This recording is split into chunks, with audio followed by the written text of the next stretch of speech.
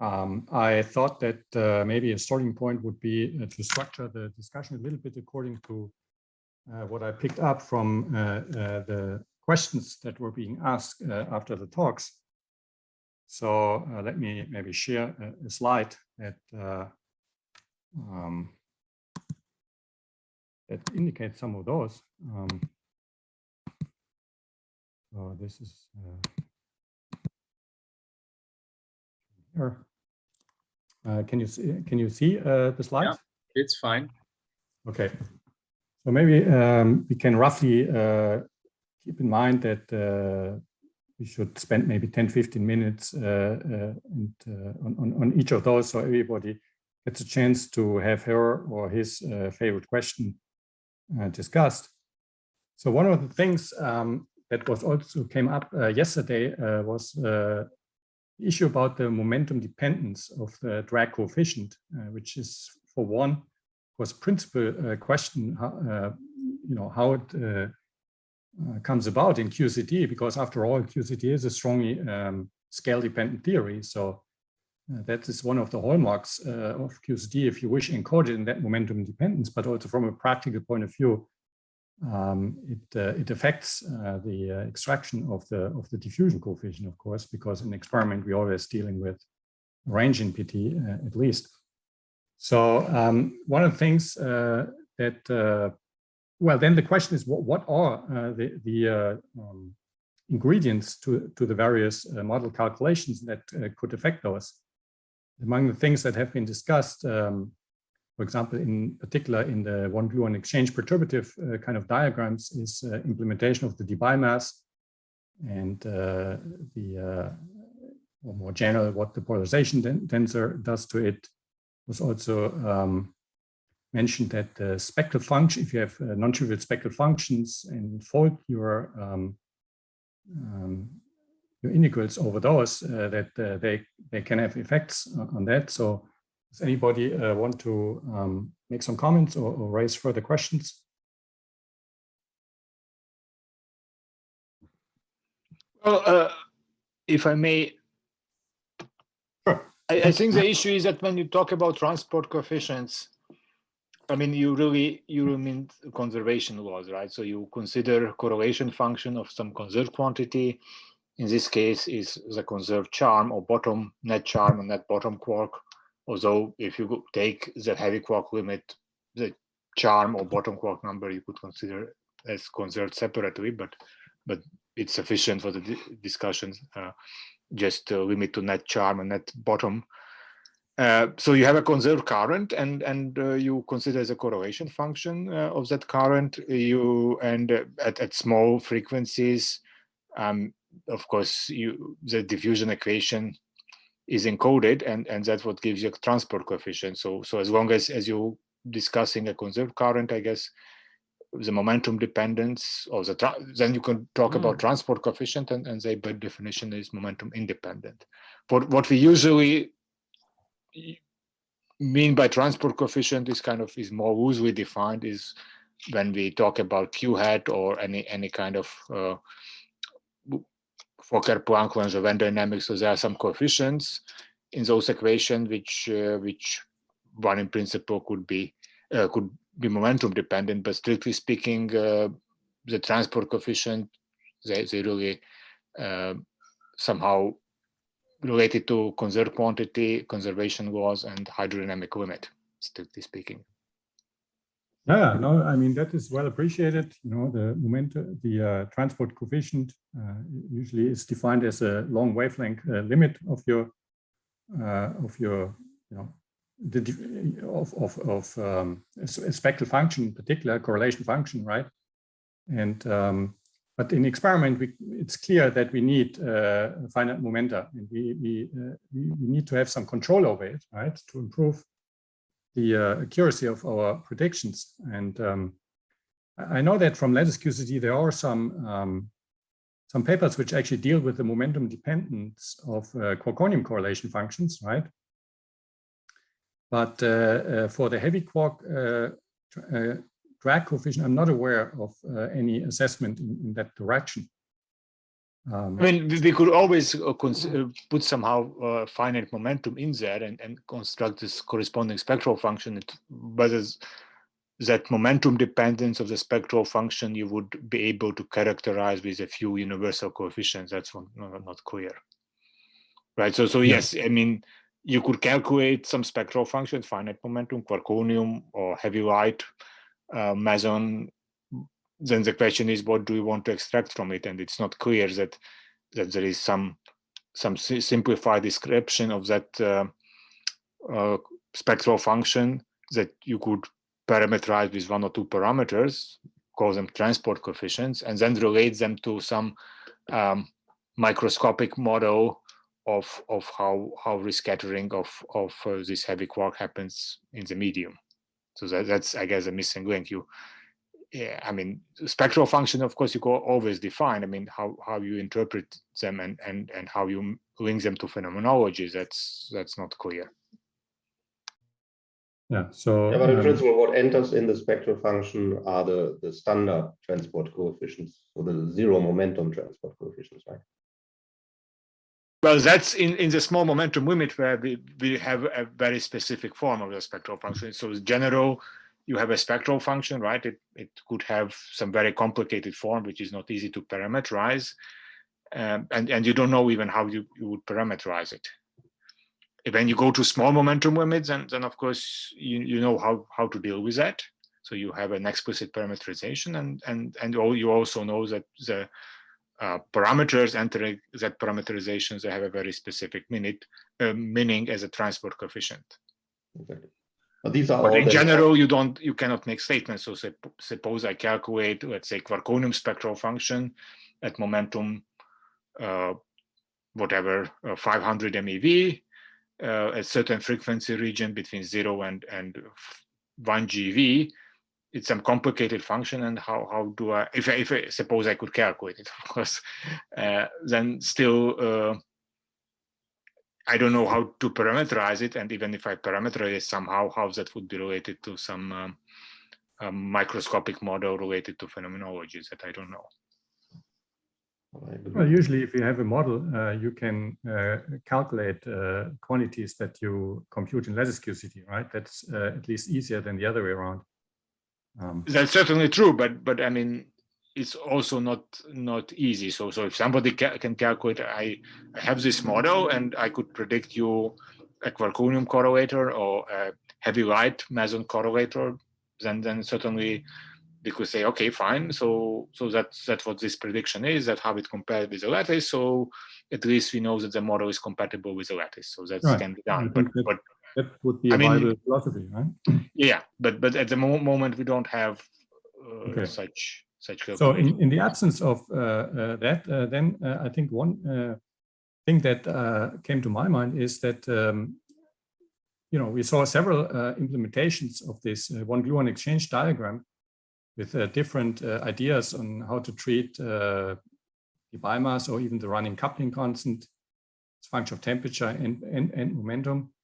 And I think it would be very interesting if one could focus on these, to begin with, say for these class of models, focus on what the different ingredients, say the discussion we had, Nantes versus Torino, how, for example, the difference in the debye mass does affect the momentum dependence of the friction coefficient, right? That I think that would be a useful exercise. Also, the LBT has yet another twist sort of on that implementation, and I would be very curious how whether these different implementations of, in principle, the same diagram could, if they would lead to different momentum dependencies, right?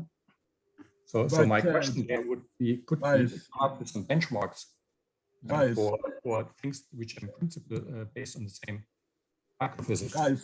When I showed yesterday, in my talk, where we did exactly this game. So we had a different infrared cutoff in the exchange with different masses of the particles in the exit and entrance channels, and with different parameterization of a coupling constant.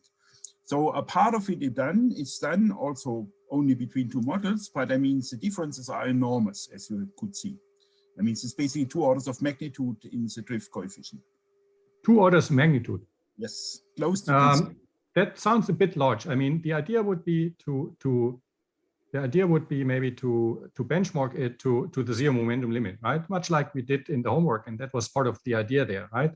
And not discuss so much the magnitude, but really fixed magnitude, say at zero momentum, and then see how different implementation in the interaction, which I listed only a few, how they affect the momentum dependence. I think that that would be then really highlighting this part of the problem, right? Without going into the discussion of the absolute magnitude.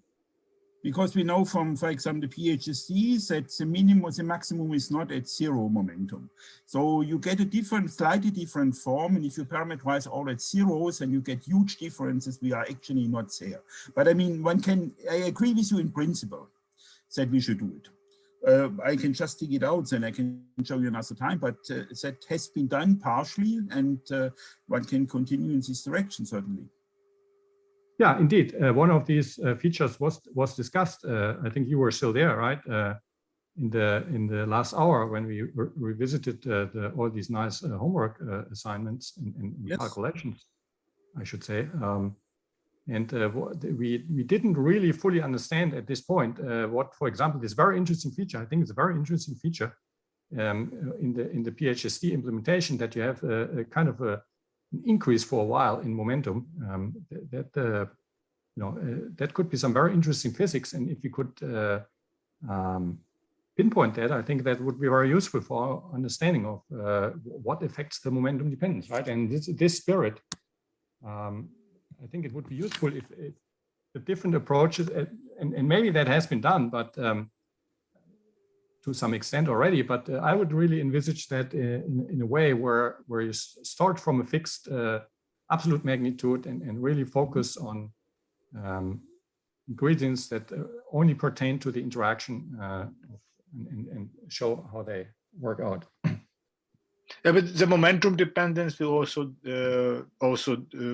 will be affected which quark you consider. So Andrea had some nice figures for charm and bottom, right? And yeah, sure. For bottom, you really see what you would expect. I mean, it's relatively small momentum below the bottom mass. I mean, you have of course, no, roughly speaking, and KL, which are kind of degenerate, and the momentum dependence pretty flat to the first approximation. And constant in the charm, that region is very narrow.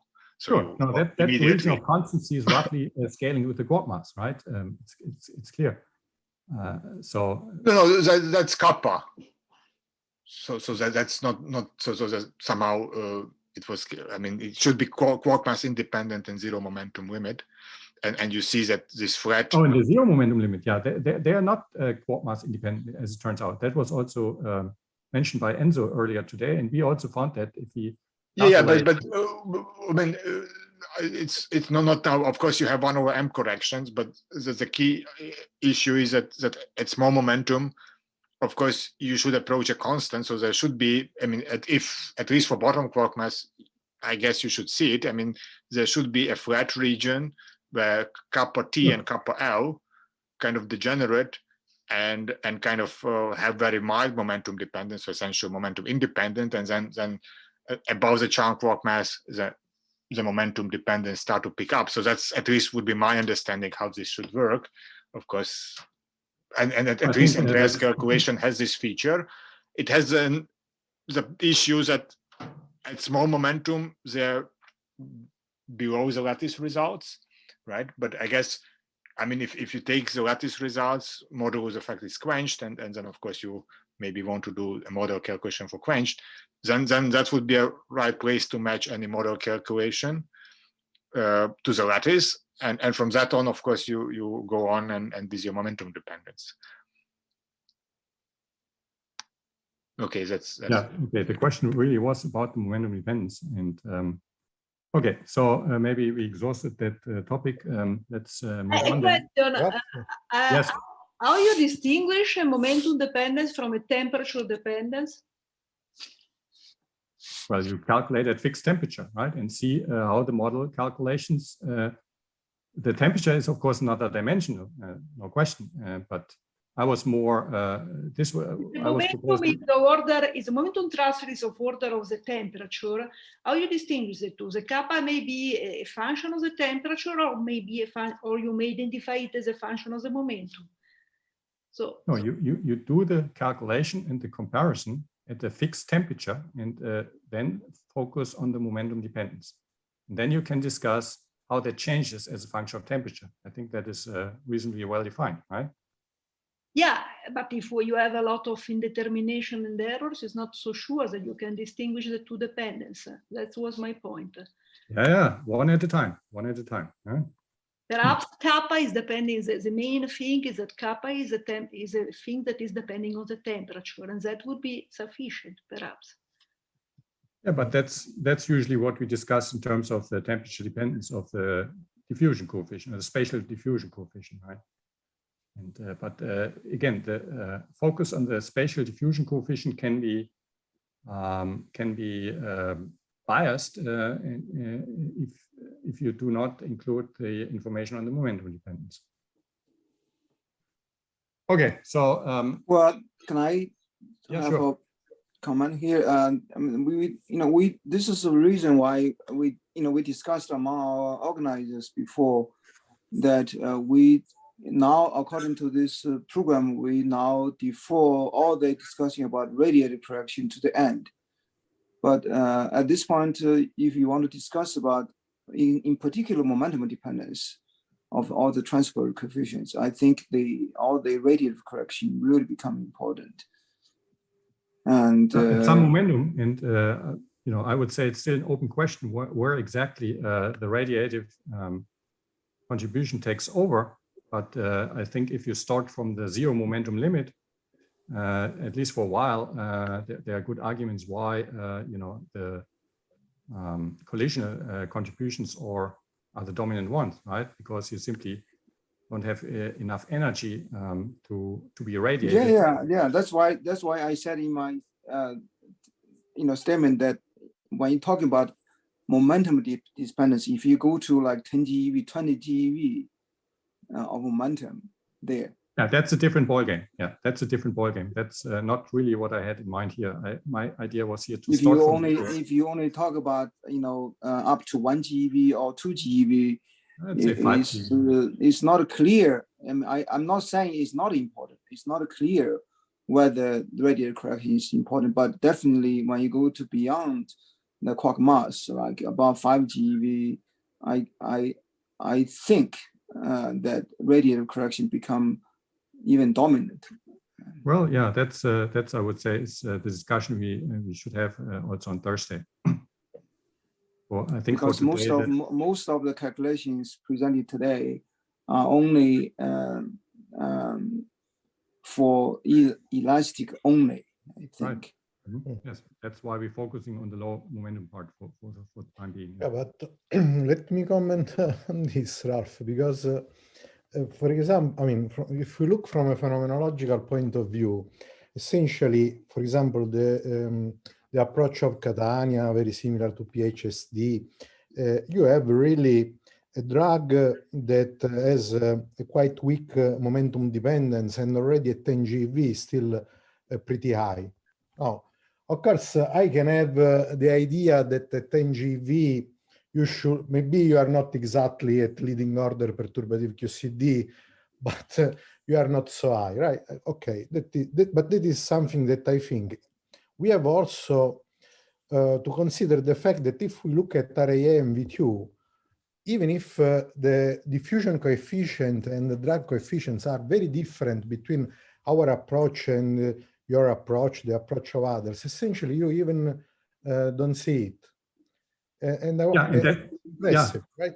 Indeed, Enzo, and that's exactly my concern.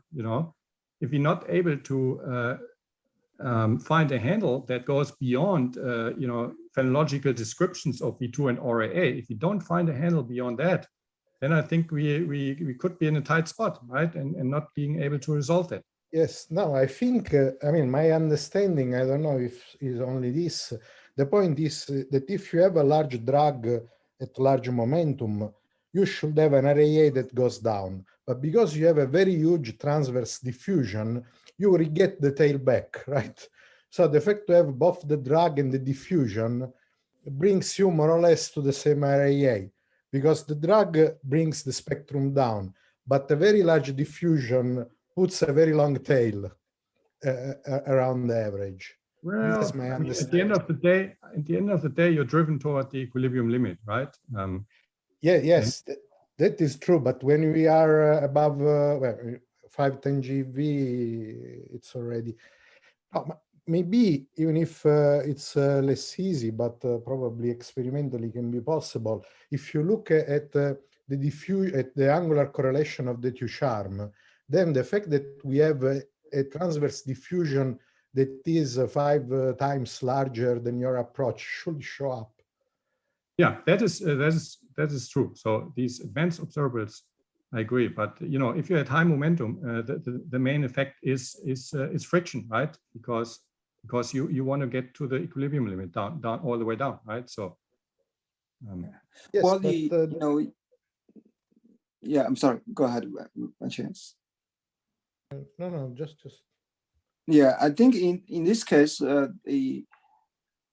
if you divide momentum into low momentum, high momentum, at a certain point, you know, maybe the partons we are looking at probably have already reached some kind of local equilibrium with its environment, and then in that case, one can start doing, for example, hydrodynamics, and then in between, you know, this probably transport is more important. But if you really go to low PT, it's possible.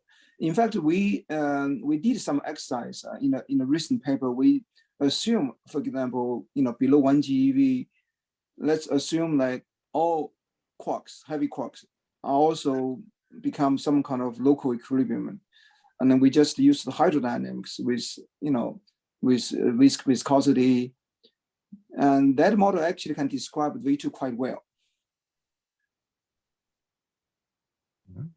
Okay. Mm-hmm.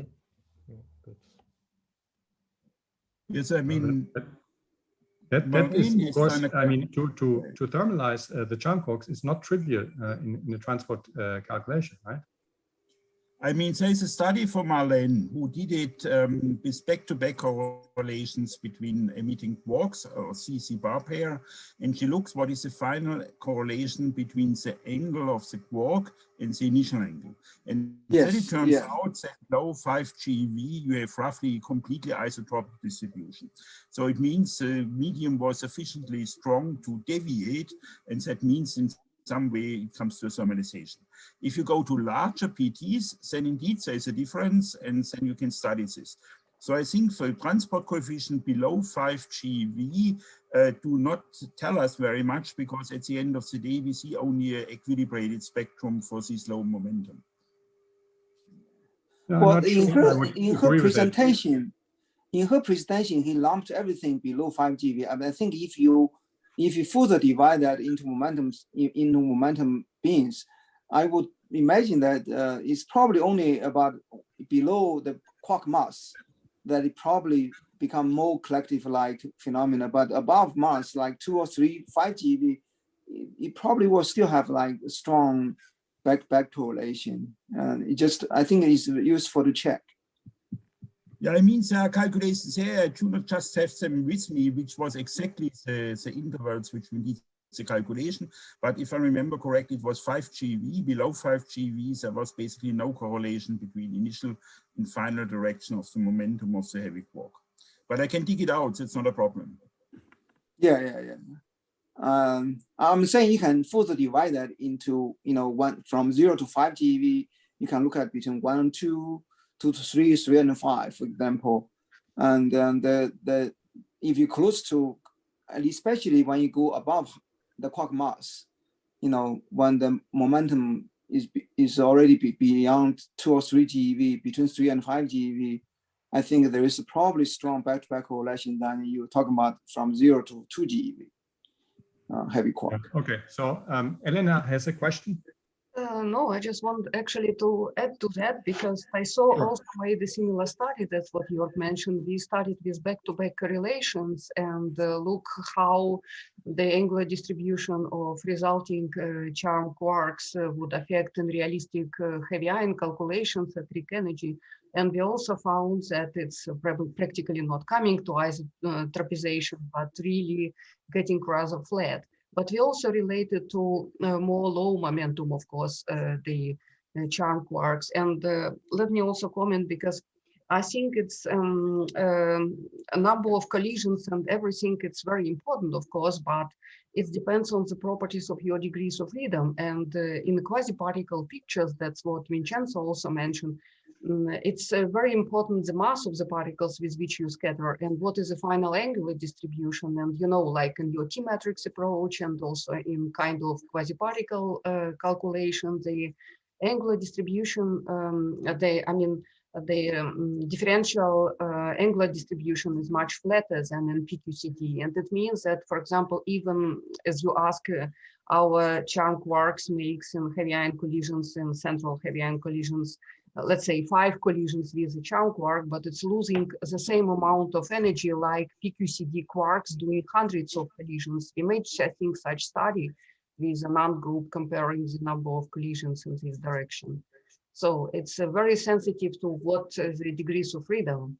And actually drag coefficient also is super sensitive to that, as what Vincenzo mentioned. And also I want to say we did this comparison.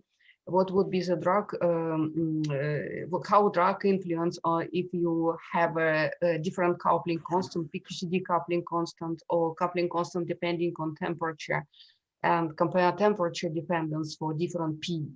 And what we found, as what Jörg mentioned, that the difference is closer to TC between different approaches is 2 orders of magnitude, in spite that everybody describes the data. So just that is exactly what I think we need to address theoretically, right? Yes, sure. That's what we have to address actually. Yeah. Okay, so let's move on to the next bullet, maybe a short one. So there was a question raised, how... Ralph? Yes? There is one thing that I would like to mention. So when we did this work, okay, in the heavy flavor working group, I mean, initially we had all these transport coefficients as a function of momentum, and they really look like a mess to us. And then we had this idea to rescale everything, okay, at a finite momentum, something like 15 GeV. And what I found good is that basically we could find 3 classes. Okay, there were all these PHSD-like classes, and then with this radiative energy loss, and then we have also this collisional energy loss. And it's not sure when I'm looking at the result of this task 3 that if we do now the same by calibrating on low momentum, okay, at DS, that we will be able to classify the different models.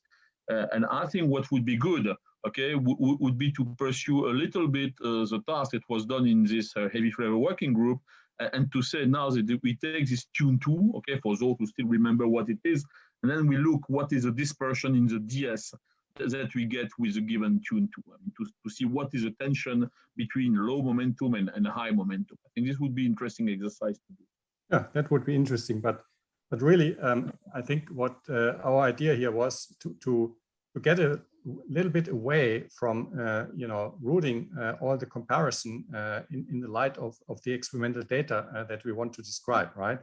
There's nothing with experiment in what I suggest. What I suggest is that we calibrate all the models on a given point at some momentum, and then we look at the dispersion that it implies, okay, at low momentum. There's nothing related to experiment here. Yeah, well, it's another way to, let's say, another way to look at the tension that we have on this momentum dependent. If you in that paper we did it at 10 GeV. So here the idea was now to really come from the 0 momentum side, where at least for a while we can be confident that only elastic interactions contribute, and then maybe you know, at some point you know, we have that we found that classification in the heavy quark jet paper, and that was very good, no question about it. But then we have to do the next step and ask ourselves, what do we need to do to make use of that, right? And identify, what in a way, is there something? Do we? I mean, what does it mean that we can get them to agree? And what does can people take lessons home for their own models so that we find a better common ground in the microscopic description, right? Yeah, sure. This is also one goal. Yeah. Okay. So good. Thank you. So let's move to the second bullet. So that was simply the question of how the drag coefficient that we use, or that in the models is used, let's say, how the actual numbers for that drag coefficient or the thermalization rate really, how they translate into collision rates, and then ask the question how these collision rates relate to, say, some of the to the light parton sector, right? And now, if you have a quasi-particle model and you don't have a width, that you cannot necessarily compare that unless you do a transport, of course. If you do a transport in the light sector, then you can also ask that question, right? Like Enzo does. But the thing is here that I wanted to understand better is if you take the typical values of ds that we are talking about now in the range of, say, between 2 and 5 or something, and convert it into, first, of course, a relaxation rate, and then there are a couple of factors to convert it into a collision rate, or you just calculate the collision rate. What you end up with is typically collisional rates for heavy quarks that are of order 500 MeV or more. And that is a huge width. I mean, if that, that's really huge width. That's a collision rate of like 2 per Fermi, right? That's a huge width. And it actually very comparable already to it's getting into the range of the mass of the charm quark, maybe not quite, and that's good. So we still can do the semi-classical transport for the charm quark. But question is, do we have? I mean, can we infer from this information other information on the light partons? So, for example, if they were to have the same collisional rates, or if they're, then it would mean that we're pushing the quasi-particle picture, right? Because the masses are now comparable to the widths. Or are there other effects going on why we wouldn't be able to make such a inference? So, Elena, you want to say something, please?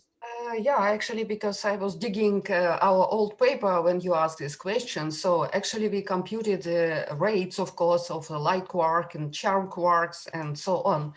And actually, Ralph, I just wonder, why do you think that it comes to the huge collisional widths? Actually, I don't see that.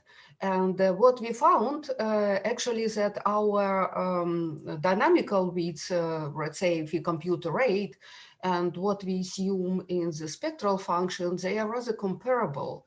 And actually, for charm quark, we did not obtain super great, let's say, widths, which would be definitely larger very much than the widths of the light partons and violet quasi-particle picture. Other way around. I found our calculations when Hamza performed the calculation of the rate using the spectral function of charm, even, of course, pole position is just 1.5, but he used also the same widths like for light parton. So in our case, it would be on a level, let's say, let's put 100, 200 MeV, of course. And what he found computing the rate for different temperature, for different momentum, that the corrections by that, it was on a level 20–30%, depending, of course, on what you are computing from this kind of shellness of the charm quark itself. Okay. sorry, you're saying the charm quarks would have, so your statement is, if I understood My correctly. statement is, I have two statements. So if you consider the spectral function of charm quark itself and their influence on observables, on the rates, for example, collision rates or relaxation time. So this would be on the level of 20, 30%, might be a little bit more, depending on temperature range and where you're looking for. Larger than for light quarks, 20% larger or smaller than for the light quarks? Let me see the plot. Now you want to share your plots, please? Well, I can. Yeah, please. Can I? Yeah, go ahead. Okay, maybe then I share. That's this plot, for example. Do you see that? Yeah. So it's a relaxation time. I have a plot for the rates also, but I just want to say, well, here it's a lot of lines. I'm sorry for that, but you have to see for the dark red line and light orange line, whatever is that. One is full of shell with the full of shell spectral function of charm quarks, and here it was a on-shell kind of treatment. That's what actually Taisov was using for calculation of the transport coefficients for which he presented today. So, and that was a differences which we found, and that was a for let's say for these two cases. And on the left side, that is a calculation of also relaxation time with our dynamical quasi-particle model. It's 3D plot, a little bit difficult, I'm sorry for that, but you see, you can still estimate it if you look at the zero baryon chemical potential, the number here on the left side. So, and well, it's of course, the numbers are more or less at the same range. So it does not definitely, if you convert it to the widths, it would not be much larger than the widths assumed in the spectral function. It's on the same level, okay? But no, I'm not sure I agree, because you see, there's a key difference between the relaxation time and the collision time, right? The relaxation time is, roughly speaking, for light degrees of freedom, factor 3 larger than the collision time, right? And that is simply the number of dimensions, because you know, to isotropize. Because no, look here, Ralph, maybe it's kind of maybe I have some other plot. It's because this gamma, which is rate entering in relaxation times, it's this gamma, it's 2 times the width in the spectral function. 2 times. That's fine. Just that is a definition. I'm just saying the relaxation time is roughly 3 times larger. For light degrees of freedom, it's roughly 3 times larger than the collision time, simply because you have to scatter in each dimension to thermalize a parton, right? At least you have to scatter. This is well known, right? The relaxation time is about a factor 3 larger than the collision time, because you need 3 collisions to isotropize. As simple as that. What you call relaxation time, because that depends. The thermal relaxation time. Thermal relaxation time. Right, the time it takes. But what I showed, it's relaxation time. That's what I'm saying. So the relaxation time is roughly a factor 3 larger than the collision time, because simply you need 3 collisions to isotropize, which is a necessary criterion for thermalization. Right, you cannot do it with. If you have a high momentum, it takes much longer, nevertheless. Yeah, sure. I'm talking about the optimal case. What you're saying is true. At high momentum, the factor becomes much larger, and that is exactly the case also for the heavy quark. Parametrically, you pick up another factor of m over t, that the relaxation time becomes larger for the heavy quark compared to a light quark, right? That's precisely the point, Jörg. You're absolutely right. So the gap between relaxation time and collision time is a factor 3 for light partons, and it opens up by another factor m over t parametrically going to heavy quarks. And that's precisely the reason why, let me say, if we talk about a friction coefficient of half per Fermi, right, 0.5 for A in inverse Fermi, that's a collision that translates into a relaxation time of 2 Fermi, right? or I should say that translates into a width, a relaxation width of 100 MeV. But then you have this large factor that you need a lot of collisions before you really thermalize, so the collision time is much larger for heavy quarks than their relaxation time. Sorry, the collision rate for heavy quarks is much larger than their relaxation rate, right? And that's what's that? Generally, that's okay what you are saying, but on the quantitative level, I mean, we see it. As I said, I mean, if you have a heavy quark of 10 GeV, you will not get it in expanding plasma equilibrated. It's impossible. Whereas you have one of 1 or 2 GeV, it will come to a certain equilibrium, at least as the isotropy in the momentum is concerned. Now, well, the heavy quark doesn't. The light quark, yes. For light quark, I agree. The heavy quark does. I mean, if we send a heavy quark of, let's say, 2 GeV in the QGP, at the end of the day, there is no correlation between the initial momentum and the final momentum. Yeah, but the question is how long it takes relative to the collision time. And as I said, you get a factor 3 for light degrees of freedom. Okay, that I do not doubt.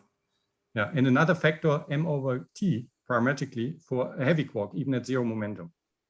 So you get roughly a factor 10, maybe a little more. 10 is conservative, I'd say. You get a factor 10 going from the relaxation rate to the collision rate, right? That's all I'm saying.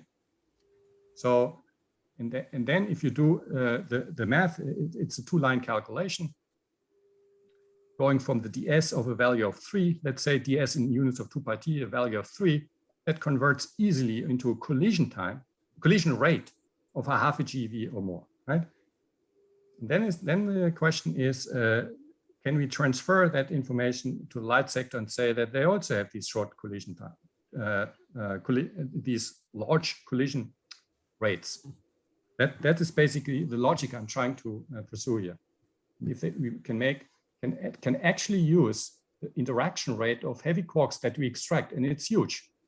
If we can use that information and infer that or deduce that this is also true in the light sector, because that would be in a way a proof that in the light sector we have collisional widths which are comparable to their masses, and thus we have a strongly coupled liquid, right? Because the collision rate is completely comparable to, or the width is comparable to the mass, or you know, that's where you dissolve the quasi-particles, right? Well, again, you know, especially for light quark, for light partons, I think one really cannot really discuss this without taking into account, you know, radiative correction. In fact, that's most dominant if you mechanism. If you want to talk about thermalization, and then there is this long paper before people that talk about upside down thermalization, and there the induced emission or splitting is really driving the thermalization there. Well, I mean, the scale for thermalization for light in the light sector is of course much smaller. That's maybe 1 GeV or less, right? You have to compare to the thermal momentum, right? Which is in light sector. Yeah, especially for light quarks. I mean, it's no longer. There is the QCD. You know, especially when you're talking about, you know, the low momentum there, and is we can only talk about that in the deconfined phase. But if you know, if you talk about in vacuum, of course, you know, then it's completely non-perturbable. We don't really know what's going on. But even within quark-gluon plasma, when you talk about deconfined phase, there the induced emission or the branching of the parton shower down to the thermal momentum is really driving the thermalization there. Yeah, and this is a lesson we know from the past calculation, you know.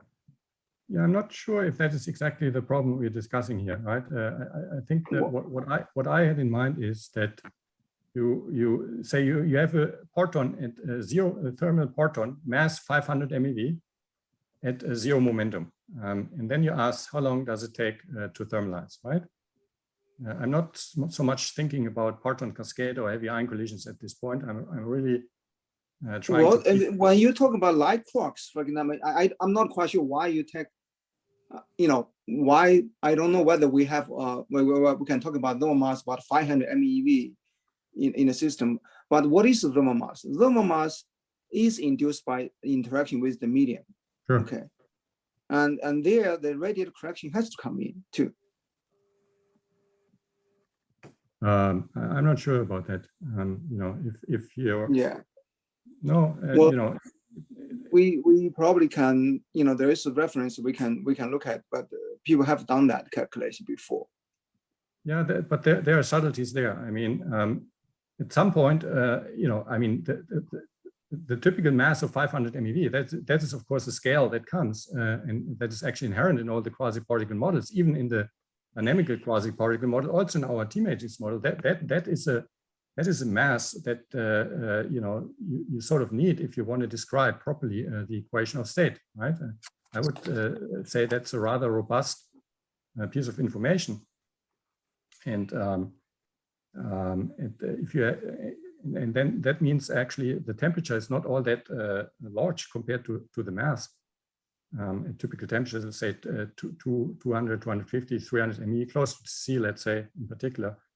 And I'm not sure that radiation would be a dominant effect at all in this context.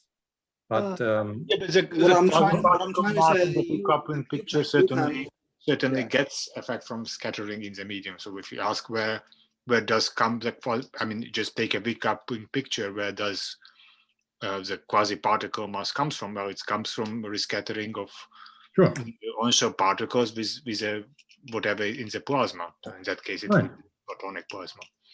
But there are non-perturbative effects on top of that. So it's in reality, it may be a mixture of constituent mass and kind of the thermal mass that we know from HDR calculation. But I guess at high temperature limit, it's mostly due to scattering in the medium. Sure, no, even at low temperature, of course, it should be rescattering, right? Of course, that's where the thermal mass comes from, absolutely. Right. Can I propose, for example, something? Because we are discussing that, but it would be good to have maybe some numbers in our hand, right? And I think it would be very interesting also to compare, for example, our, let's say, scattering rate, whatever, because we calculated all of that. You see, you have to dig between different papers, but it would be nice to compare that. And that was the whole goal. For example, those who are doing quasi-particle things, so we can calculate the same things, and then we have everything on one plot. And, exactly, that was the idea. To propose, and I think it's rather doable, right? Very good, very good. That's what I was after. Great. So, okay, let's maybe leave that topic for now, because we have still more bullets. Sorry, Ralph, can I ask a question?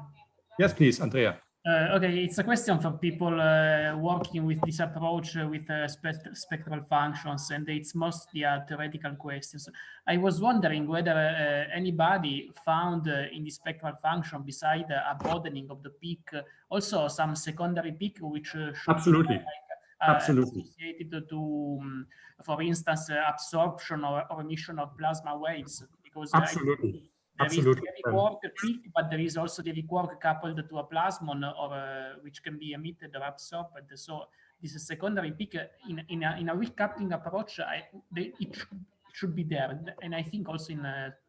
Yes, allow me to address precisely that question, Andrea, by sharing this talk. So I want to just very quickly show the kind of spectral functions.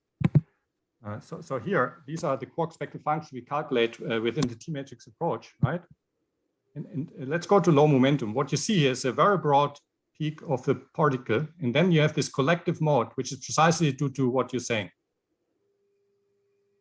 Do you see? I don't want to go in detail, but I just want to say this is absolutely there. Do you see it? Yes, I can see, yes. So there's a very broad quasi-particle, well, there's a very broad, if you want to call it quasi-particle, and then on top of that, there's this low-lying mode, which is precisely due to the kind of, particle hole, quote unquote, excitations that I think you're referring to. Exactly, thanks. Yeah, okay, good. I didn't want to go in detail, but yes, this is absolutely there. That's some, of course, in a way, it's basic many-body physics, and it doesn't even matter if it's weak or strong coupling. Okay, good. Thank you. So maybe we should move on to the next bullet, which was about well, yeah, the role of non-perturbative effects. So you know, if you have one gluon exchange diagram and you get very large effects of that, of course, that raises the question whether you would have to do a resummation. Resummation is called one of the non-perturbative effects, if you wish. The other different kind of non-perturbative effects, if you really have different force carriers in a way, other than the gluons, like magnetic monopoles that Jinfeng Yao was talking about. So, any thoughts on that? I think I had, you know.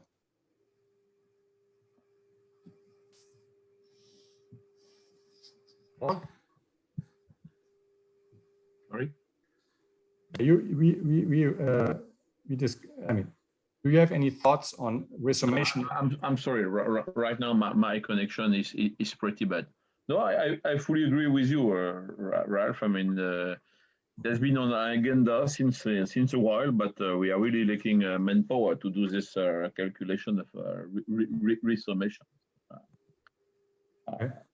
But in principle, I agree with you. I mean, one should really resum this. I mean, obviously, it's one of the shortage of approach. Okay. So I have a question maybe related somewhat to this issue. So we said on many occasions that weak coupling is sort of useless because perturbation theory converges poorly. I mean, you consider the leading order, next to leading order result, and the next to leading is a huge correction, which of course means that something, I mean, okay, I mean, we have problems there. So now, on the other hand, I mean, all the approaches, they somehow use essentially the leading order result with some tweaks. And when you say, well, we will resum it, I mean, that's fine. I mean, the question, what do we want to resum? To some extent, all the perturbative current calculation in finite temperatures, they are all resummed, right? So you include the effect of the biomass. So it's not clear how, when we want to improve on what we have, I mean, which way to go. So that I just want to. Well, there are different kinds of resummation, right? The resummations that are done in the perturbative treatment are those that are dictated by the power counting in the coupling, right? So you have this forward singularities, and that reduces the effective power, and you have to resum. No, is it also the biomass? The physics of Debye screening is certainly always included in some form. Sure, that's another, absolutely, yeah. Yes, I agree. So what do we want to include beyond that? Well, for example, you know, if you have a large diagram, usually, you know, one gluon exchange diagram, you would think that you would need, say, heavy quark scatters on a medium parton, right? You have a large Born diagram in a way. The gluon propagator is resummed and have effective vertices, but in principle, what is of course standard procedure in like Dyson-Schwinger equations is that you resum the ladder, right? The one gluon exchange ladder. And I don't think that has been done. Formally, I believe it's higher order. I mean, when you calculate the transport, you sort of do it. No, you don't. Well, certainly you do it for viscosity. Otherwise, you wouldn't get even the leading order result. Well, yeah, that may be. But you need this resummation to find whether or not you have some resonances. For example, interaction, right? Yeah, I mean, this is as simple as your Coulomb bound state problem, right? If you don't resum, you never get a bound state in any finite order of perturbation theory. You have to resum to get the bound state, and indeed that is, I think, something we should worry about if we approach TC, because we know that there are bound states forming, right? So it's the ladder resummation that is not part of a formal coupling constant expansion. It's a ladder resummation. But in all of the fatty field theory treatment, this is resummed. And if you don't have a bound state, if you don't have a quark-gluon, you don't resum it. You use a thermal loop and you resum all the scales that you should resum. So this is done in the fatty field theory. Okay, but I guess what is meant that what needs to be done is somehow bound state resummation. So you have to kind of assume that some resonances may be forming and not assume. It's something that would come out or not. But this is done in all the fatty field theory treatment of this thing is done. Sorry, say again, Noor. In all fatty field theory treatment of systems that allow a gluon exchange, this is done. That is good, but it is, to my understanding, not done in several of the current implementations of the one gluon exchange to compute the heavy flavor transport coefficient. No, in those models, no. Yeah, and that's exactly the issue I wanted to raise, whether this maybe could be done in some way, which would maybe also give interesting new insights in whether you could form kind of bound states or resonances when you do that, right? But Rolf, let's say if we take a step back, not to say to be able to calculate formation of bound state, it's perhaps even not possible for now to compute, for example, just the let's say a heavy quark potential, right? If that's a sort of one step before you consider bound state. Well, no, I would just say that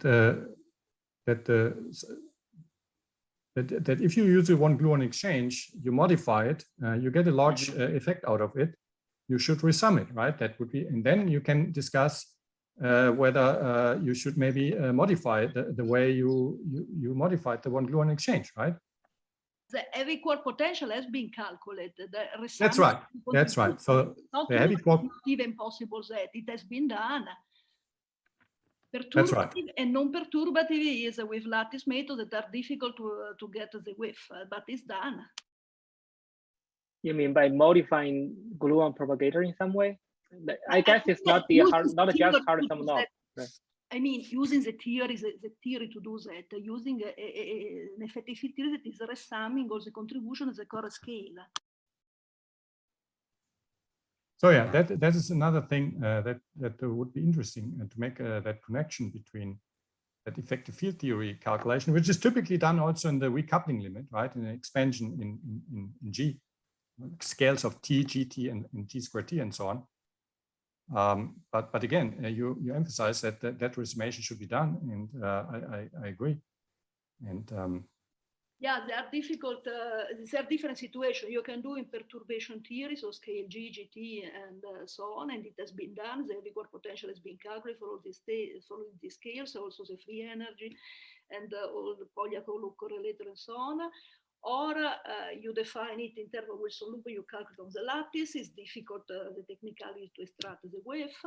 Or if you want to calculate array, this for quarkonium, you don't need to assume strongly coupled, weakly coupled quark-gluon plasma. You can do it for strongly coupled quark-gluon plasma, resumming the whole perturbative interaction for a small botomonia. That has been done. So strongly coupled plasma, a small botomonia, everything resummed in both situations, in both cases, in the QGP and in the interaction of the quarkonium. Okay, good. Any more thoughts or comments on this item? Maybe not. Okay, then. Well, okay, we are kind of exhausting our time now. One other thing that came to my mind when, in particular, also when sorry. I mean, no, yeah. You said it has been done, but then what is the effect of this resummation of the resummation that Ralph was advocating, this ladder resummation, with respect to the bond diagram? Do we see huge modifications on that? Sure. I mean, depends on what you want to I mean, depends on what you compare. There is the gluon interaction. When you have two heavy quarks, the one gluon exchange is non-perturbative, even if you are perturbative, because you have to resum the ladder at all orders. Otherwise, you don't get even the Coulomb potential. So it is always a non-perturbative problem. So yes, there is difference. Of course, then one should pick up things and compare, if it is possible, compare between different models and so on. But in principle, it is necessary. Okay, so the idea would then be also to take advantage of Let's QCD information in terms of the free energy or the question of the potential that Xinfeng mentioned. In the past, people have bracketed that by F and U, but I think that there have been more insights now, in particular also in the presence of large energy port. The potential is neither F or U, but in between. Peter Petrashki has also done work on that. So I think there's some progress that one can take advantage of and make a connection also to the currently used one gluon exchange approximations. I don't think it's necessarily so difficult to resum the one gluon exchange and capture that maybe new aspect of in fact bound state formation. Okay, so maybe a very brief point. Last point is the temperature dependence of the charm quark mass, which I don't think has received a lot of attention thus far.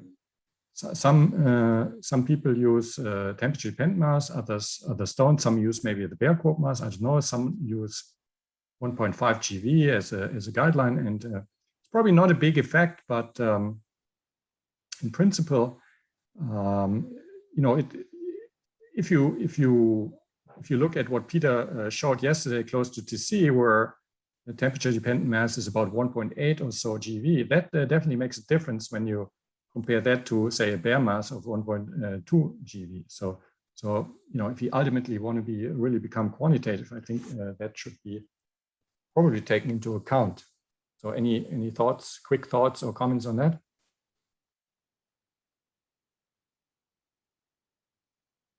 No? Peter, do you want to say something about this, Peter Petrashki? Yes, so I would say there is no reason not to use medium-dependent quark mass. I mean, if you want to be consistent with the lattice, right? I mean, you have the number of the values of quark number susceptibility, and of course you need if you say that charm are quasi-particles, charm quarks, then of course they have some medium mass, and if you would not use 1.8 GeV, you just wouldn't, at low temperature, you wouldn't reproduce the data at all. So, and not only is that this one quantity, but you could look at other susceptibilities. And I'm just kind of checking what's available. I mean, you have certainly 4th order, 6th order, also the heavy quark velocity. You could consider the susceptibility of the vector current. And which essentially gives you V squared in the medium, which is in some sense is a kinetic mass. And it turns out that all these quantities, which you calculate on the lattice, is very well described by a single in medium quasi-particle charm quark mass. So somehow this tells you that this idea that charm is a good quasi-particle, to the extent we understand the lattice data, is certainly correct. And of course, we have now essential results in the continuum limit of it with very small discretization. So that is one quantity we know from the lattice very well. Okay, good. So I don't see a reason not to use it. Peter, in which scheme is the charm mass that you calculate? Well, I mean, that would be, I would say, in medium pole mass. I mean, if right, because it's a physical, you extract it from a physical quantity like the quark number. It should be a physical one, but still, I mean, you have the t equals 0 provided part that should be. Well, I mean, as I said, I mean, you usually think of a pole mass being not well defined because, of course, it has a renormal ambiguity. Here, the situation is different. I mean, you would essentially say that, well, I mean, you assume that such quasi-particle exists, right? So it has an on-show state. You fit some observable, like the quark number susceptibility. That, of course, a model-dependent statement or a model assumption behind that. Of course, you could test whether this assumption is working by considering other quantities, not the quark number susceptibility, let's say the force order or the heavy quark velocity you extract from current susceptibility. And it turns out that with an accuracy of the lattice calculation, it all works out. So somehow that probably the best example where the particle model works. And then, of course, you ask, okay, how it is possible that I have something like an onshore state with a well-defined pole mass, and my intuitive answer is, well, you're in the deconfined phase, and whatever. But my question is, if you are doing, for example, a perturbative calculation, even if you are far from the lattice result, from where would you start? You have to start. Well, what do you mean you are far from the lattice result? I mean, if you do a perturbative calculation, I mean, let's imagine to do a perturbative calculation in our thermal loop and to get a result for the thermal correction, no? Then you but I mean, we're talking about a Charles quark mass, and as far as I understand, I mean, you won't have much infrared problem when you try to calculate the partial pressure of Chunk quark. No, not at finite t, but you have to define which mass are you using in the UV at t equals 0. So, well, at t equals 0, of course, then you use MS bar. You start with MS bar. You go through the entire procedure, and of course you have to see how it works out, right? No one is telling you from where it starts. Yeah, but it doesn't matter, right? I mean, at the end of the day, you have to reproduce, if things go well, at some high order. No, it would the lattice result. And what I'm saying is that the lattice result is very simple. It is compatible with one massive particle with a temperature-dependent mass. No, this okay. Yeah. Nora, please, maybe we should take that discussion offline if possible. Is that okay? It's getting quite late now, and I think we exhaust our time and our energy. Thank you very much for staying on so long and contributing actively today. And are there any final comments also from the organizer side that we need to know? Alf Auerbach, Paul, Xin, or Xinjiang? No? Oh, thank you. Okay, good. Then I'd say we're done for today. It was a long session, compact but dense session. I learned a lot. I hope you all learned a little bit. So I'm hoping to see you again all tomorrow morning.